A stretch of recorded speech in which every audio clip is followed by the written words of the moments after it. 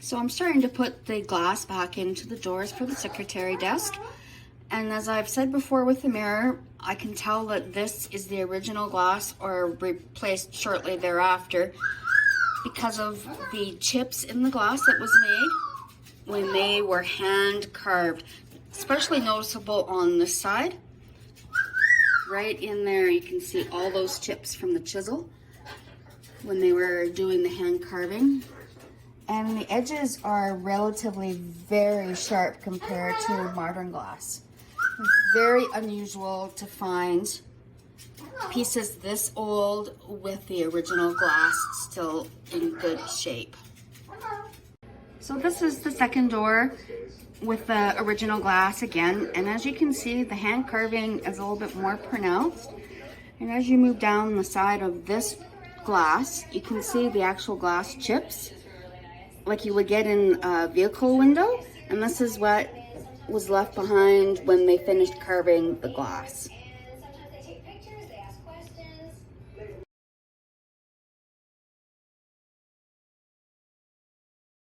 So this is the mirror that belongs to my secretary desk that I'm getting ready to put back together tomorrow.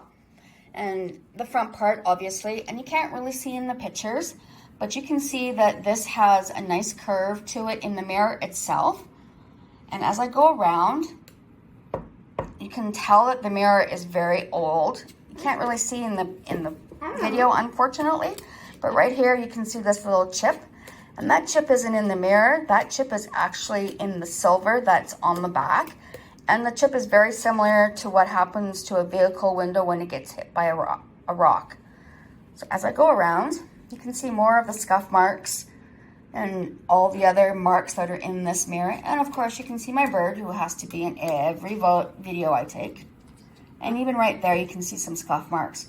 It's a good thing I don't plan on using this mirror to look at myself. Oh, and there's another one right there. So we're using clear silicone to put the mirror back in place. We're not going to nail it, because we definitely do not want this glass to crack or break. So we're just running a small bead along the inside where the glass is going to go. Okay, now we're just sliding the glass in place. And it should just slide in just like that. Perfect. Press down on it to make sure that it seals all the way around. Because like I said, we're not using nails to put this glass back in place. So we did a dry fit to ensure that the molds are in the right position. We just took them out, and now we're going to silicone them in place as well.